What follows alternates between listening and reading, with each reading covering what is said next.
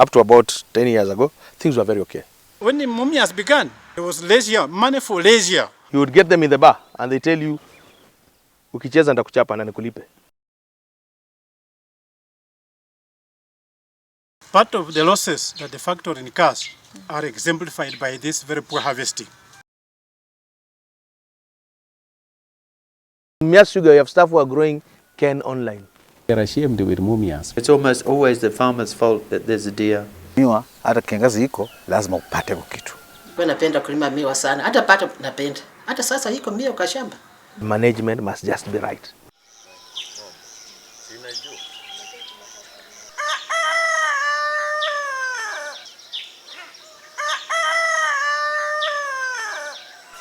Mimi nilisoma nilikuwa nataka niwe at least kafanya kazi kwa serikali kama kajeshi. Hasa na masomo nilikwamia kwa njia hasa ndio sikufanikiwa sana sababu tulikuwa tumebaki hapa na mzazi mmoja madhe. Sasa tulikuwa mmoja. Sasa tukadania pengine sasa mimi naweza kujaribu kunibadilisha kwa maisha kwa saa hizi, lakini sasa naona hata iwezi. Kumanyuza Kenya mama nikana sana mkibara chuzi Verenda munane mwalimu kiali amchona shatai na beji.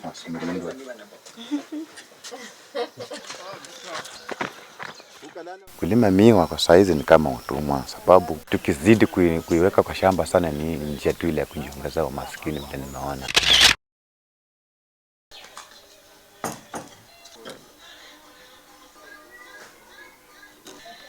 What made me uproot my cane? After the cane staying on the farm for about 2 years, I ended up getting 6,000 shillings. Niliamua nipunguze ili nipande mahindi. Kuna haja ufanye kitu ambayo unachukua pesa unaweka hapo. Unashughulika nayo kupalilia nini na unapata tena kampuni inakudai. The history of cane is essentially a history of slave trade. Cane is a crop that came to maturity on account of slave labor. It requires very heavy labor inputs, and the initial cane industry that boomed in the world in the 15th, 16th century in Caribbean and South America was on account of African slave. And I think since then, if you look at the condition of the cane industry in a place like in Zoya here, it's akin to slavery, because you begin wondering, this my cane, is it my cane or it belongs to Zoya? For this kind of farmer whose proceeds, gross proceeds is 34, and then they end up with 5,000, this is no less than slavery. A farmer who plants local cane from around the rivers, gets a bundle of it, puts on a bicycle, he goes to sell at any market. He goes home with money. But people have seen tractors leaving your farm. One tractor can translate into around 5 tons. Some get even 10. And yet, at the end of it, when you're expecting payment, they say you owe the company some money.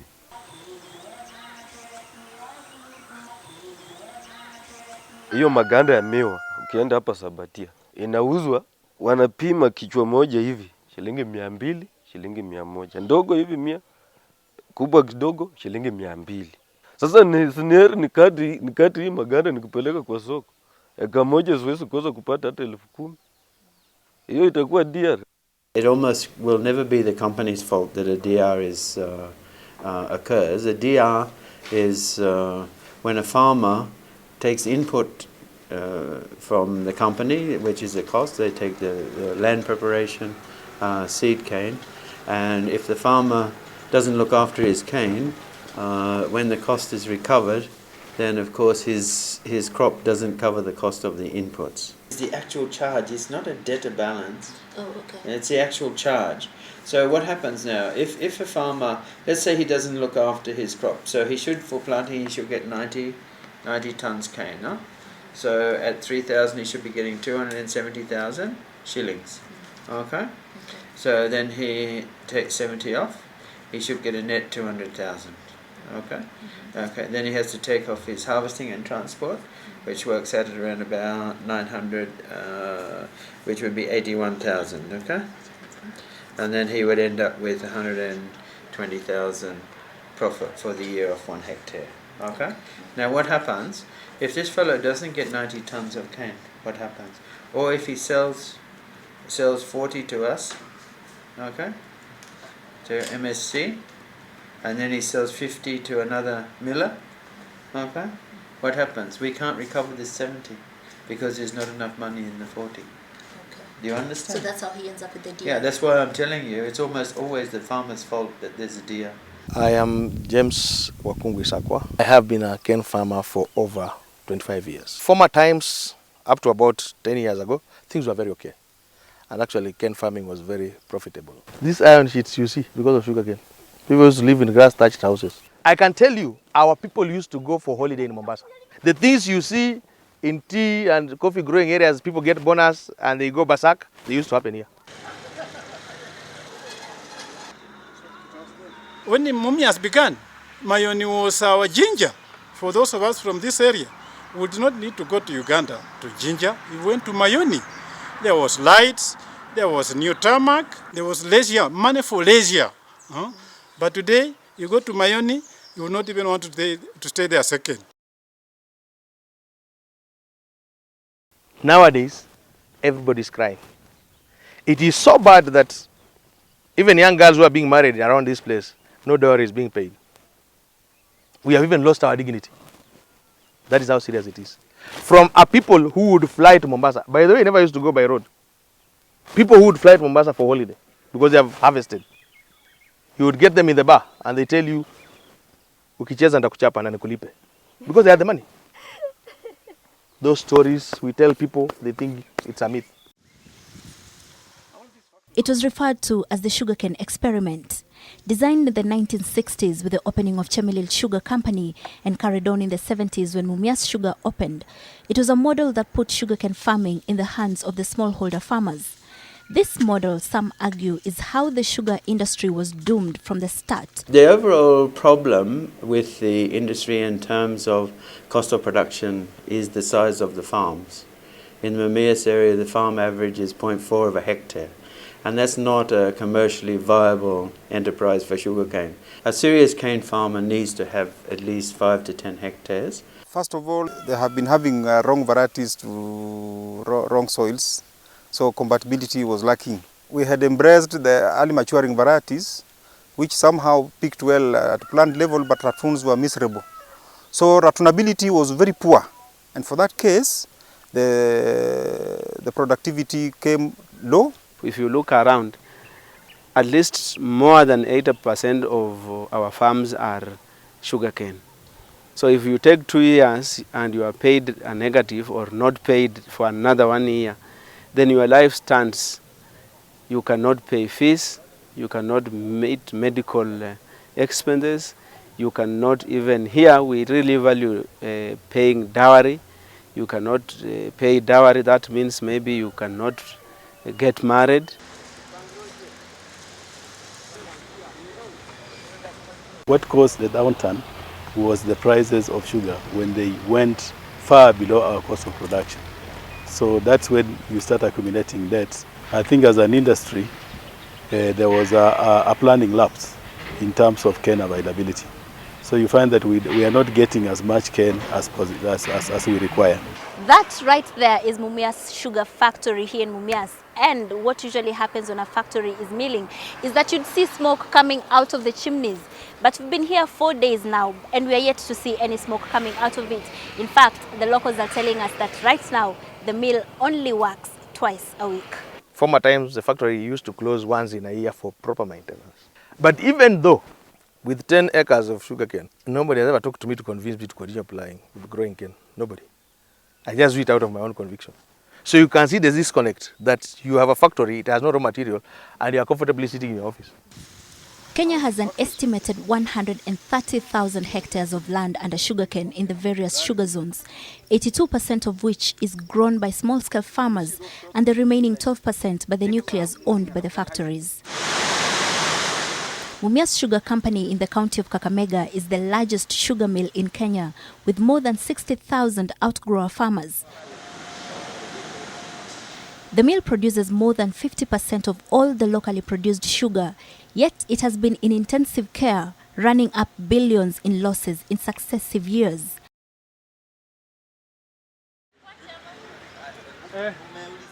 Government-owned Nzoia Sugar, which sits in Bungoma County, not far from Mumias, hasn't been doing well either. And the farmers say that the mill's managers only have themselves to blame for the mess they're in. We are actually technically insolvent because when we are talking about loans of 10 billion and then accumulated interest of around 37, I think it's around 37 billion. If those loans were recalled, then we would just close shop immediately. Part of the losses that the factory incurs are exemplified by this very poor harvesting. Instead of sugar being cut on the ground, as you can see here, it's been cut from the up. Stem, up on the stem. Now, this is sugar. Most sugar on the sugar plant is at this level, the lower level. So it means what the factory has harvested is more molasses than sugar. It's supposed to be cut down at the base of the soil. This is what will enable good rattoning. But at this rate, and this system is just an example, look at the whole farm. Look at all over the place. This is the way it's been harvested. So that bad harvesting is the reason it's now looking like this. It's rotting. It's rotting, and it was sugar, because you know sugar exposed creates bacteria, germs, whatever they call it in biology. Yes. And most fundamentally for our purposes, sugar has been lost. Sugar that is supposed to be milled in the factory has been left on the farm. What is your capacity? 3,000 tons of cane per day, crushing. Yeah. And how much sugar do you produce?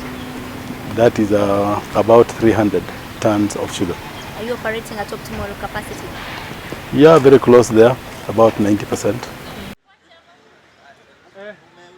How often do you operate within your capacity? The last 2 years, the company has operated at around about 30% of its capacity.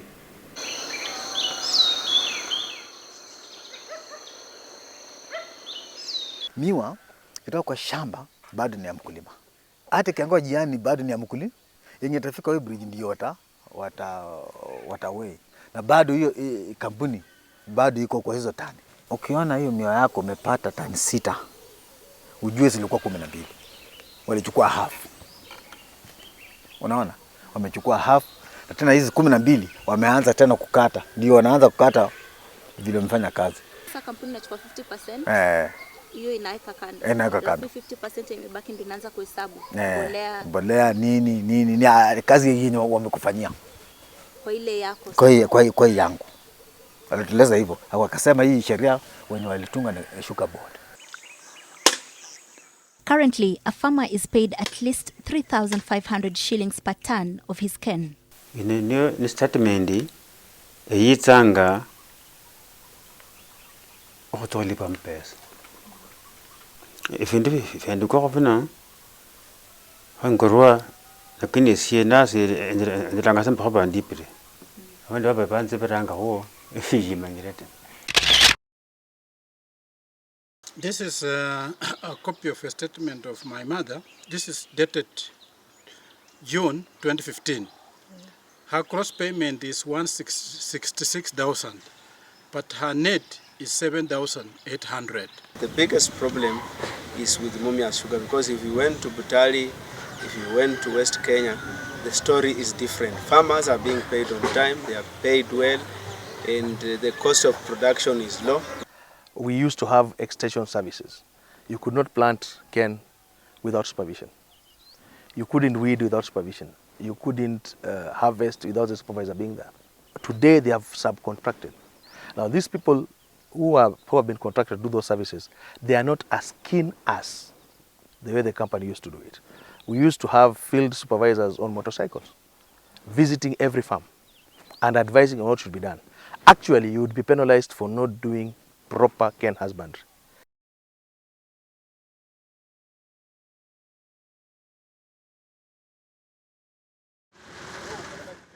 The problem is this idea of computerization. Initially, any documents anybody had from a farmer used to be physical. But now, this idea of computerization brought problems because somebody could have the data, all the data he has on a soft copy, so that anaweza manage tu na alafu tena anapigia tu mtu simu, hiyo shamba yako iko aje? Nimepalilia. So people became lazy. Yes, wala ko. Alay sana mpongo. Muriyo kuchendera. Muriyo. Muriyo kucheke bose shikungana. Taho nyanga ku kulanga kusania. Abere horore mias. Kila kuchere. Wala chamnyas kuna khwatsu ulay. Takuwa tu vizuri. Suluhisho kupata fertilizer tuweke kwa mimi. Mbolea tutaleta. Mbolea tuna contract, tutamsaidia contract na tunaleta mbolea. Yaani kumsaidia tu vile ako private. Aingie kwa system. Ni kumweka assign contract alafu tumletee mbolea. And I think we've been growing cane for 40 years in this area. Why does a farmer need somebody to come and tell him to fertilize his crop? Why does a farmer need to come and tell him to weed his crop? Why does a farmer need to come and tell him this is now the time for harvesting? You know, we can't be running the industry like that anymore. If we have 100,000 farmers, how many people do you think you would need to service 100,000 farmers? It's a lot of people. So farmers have to take their responsibility as well. Failure of extension is not the only problem. Farmers say that the habit of weighing cane at the factory is a bad practice because it results in cheating the system.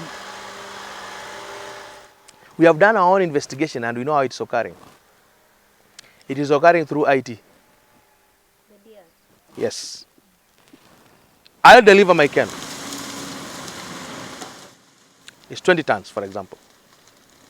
The staff at the weighbridge has the password to get into the system and change that tonnage from 20 tons accrued to me and even give himself 5 tons. So in Mumias Sugar, you have staff who are growing cane online. And they generate a delivery note and generate a statement and get paid. That is happening here. The weighbridge is fully automated, so there's no human intervention. There's no intervention. The computer weighs the cane and it's recorded. And so the gross and the tare is recorded. The only way cane could disappear if it's stolen in transit, and that's the responsibility of the transporters. I don't believe that happens to any great extent. You might find the odd case of that, but I don't think it happens to any large extent. Kenya has a total of 11 sugar millers with an installed capacity of more than 30,000 tons of cane per day. To produce 1 ton of sugar, a mill needs to crush 10 tons of cane. But even with the 11 mills, Kenya only produces about 700,000 tons of sugar, which is not enough to satisfy the local demand. For you to produce a kilo of sugar or a ton of sugar, what is your cost? Yeah, at the moment, it's gone up to as much as 85,000 shillings per ton. But if we are to go breaking even, then that means we should be coming down to around 64, 65. Okay, so for you to be making profits, you need to be, to consider yourself a profitable business, then what should your cost of production be? Below the 64, below that 64. So if it's above 64, then you're not. Then you're making a loss. This shortfall means that the country has to import at least 200,000 tons per year. And that is where words like cartel, baron, and sugar lords come in. The Kenya Sugar Board, which was the regulatory organ that existed until last year, was often accused of letting the importers run wild, crippling the local industry. The Sugar Board reported to the Ministry of Agriculture. Inasmuch as the Act empowered the ministry to be part and parcel of the board, that's the Ministry of Agriculture, Treasury, OP in terms of Inspector of State Corporation, you will find that it's an issue that afflicts all parastatals. You decide something in the boardroom, what you believe is wrong or right within the industry still has to be referred to the ministry. Can you remember an instance where there was something that the Sugar Board wanted to do and the ministry blocked?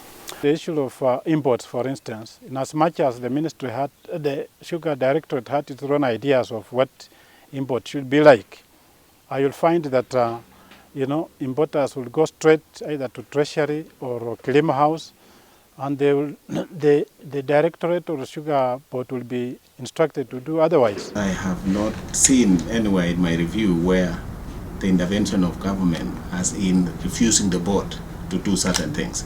But I know the kind of intervention the government has done, which could have also supported the mismanagement or the underperformance of these institutions, is the frequent bailout through sugar board.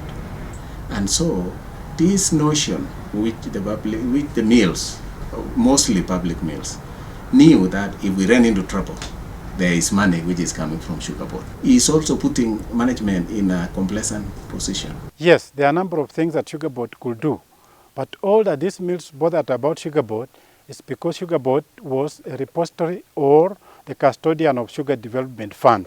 So they ran to sugar board on account of accessing this sugar development fund for either cane development, factory rehabilitation or research or whatever. When it comes to regulation, they kind of move off you. So you didn't really have the powers to act? I would say that we did not. But I would also, at the same time, on hindsight, feel that maybe we just laid back and we kind of overlooked certain teeth that we had, that we could have beaten, the dog that was disturbing the industry. So you do realize that by saying that you're pointing to some element of complacency? Absolutely. That's what I'm pointing at. On hindsight, I think we could have done more.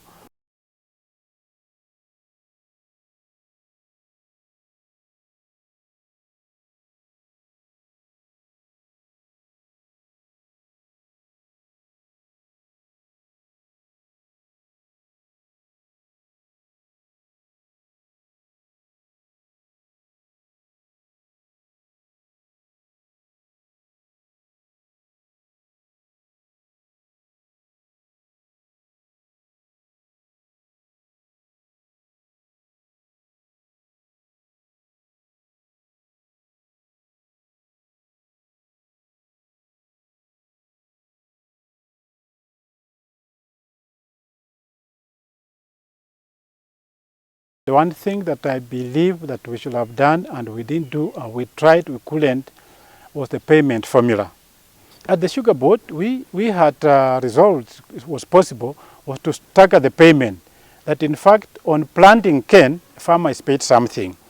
Then at a certain age of the cane, let's say 10 months, because cane takes about 15, 18 months, 10 months they get some second, payment. Then on harvest, they get something. In my view, if that formula was embarked upon, farmers will be rich. Government has been aware of these problems for a very long time. Why then has it taken so long? Why then has the government allowed the industry to get to a state of near collapse? If it is a question of management, how many times have government intervened in terms of management? In almost all these mills, there have been change of management, but the situation seems not to have changed, so to speak. And it brings me to the question that government has no business doing business. And that is why, over 10 years ago, the government realized it needs to pull out of managing the sugar industry. One key requirement that you must fulfill before you can acquire a sugarcane milling license is that you have to provide evidence for the source of cane. And that basically means developing your own nucleus, which means sugarcane owned exclusively by the factory. What you see here is the nucleus owned by the Nzoia Sugar Factory, which extends for about 3,000 hectares, making it the largest nucleus in the country. You have been accused actually of, you accuse other companies of poaching your cane. Yes. But you have also been accused of poaching other companies. No, that's not correct. Any cane that we take is contracted to us.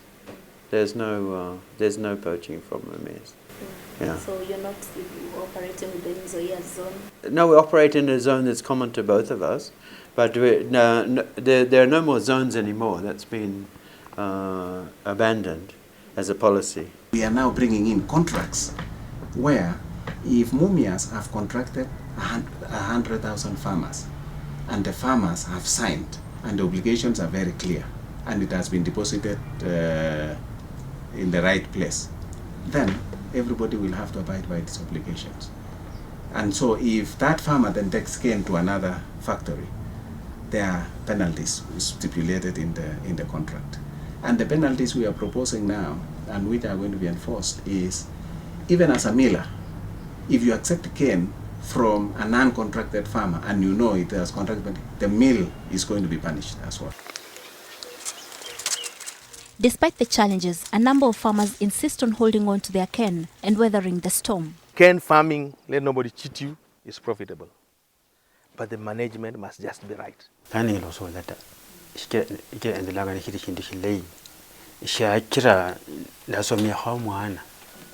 Inashinda mahindi kwa maana nikikompea na mahindi huwa kiangazi kitokea inakufa, lakini miwa hata kiangazi iko lazima upate kitu. Kwa napenda kulima miwa sana, hata pato napenda. Hata sasa iko miwa kwa shamba. Fika hapa chini.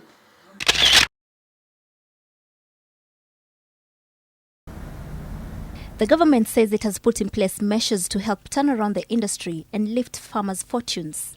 A cartel would come and take the entire importation, over 100,000, and dump it into the market. But if 100,000 metric tons is the cap for the entire year, why should you bring in 100,000 metric tons now? The effect is disastrous. So what we have done is we spread it. Maybe on monthly basis, we only bring 10,000 metric tons. And the same 10,000 metric tons, we don't give it to one person. We give it to 20 people. The varieties like cane variety, which we are completely phasing out. Completely. Yeah. Such as? Such as cane 83, 737. That one we are phasing out completely. Which one do you want to replace it with? We are now embracing AK and CO421. But there's another variety, cane variety, which we are still testing. While there has been 15,000 hectares gone out of cane production over the last 6 years, we have recruited 7,000 farmers in the single year that I've been here, and we've recruited 4,500 hectares of land that had previously gone out of cane, and we're committed to developing 9,000 hectares of land every year for the next 4 or 5 years until we get back to that same level that we had before. The Ministry of Agriculture insists that all these small interventions will mean nothing if the industry is not fully privatized, the argument being that private mills are succeeding where government is failing. We are ashamed with Mumias because it negated our principle that when you privatize, at least management becomes robust and farmers get... We are really very sorry on the case of Mumias because it divides the principles of privatization. Recently, the Agriculture, Fisheries and Food Authority began enforcing a new contract system, but some mills had challenges with it, saying that the contracts should only apply to new farmers and not existing ones. This contract compels the miller to harvest cane within the stipulated time and pay a farmer a minimum of 3,500 shillings per ton of cane, failure to which the miller attracts heavy fines and interests. Farmers will have to wait and see the impact of these interventions. Zeynab Wandati, NTV.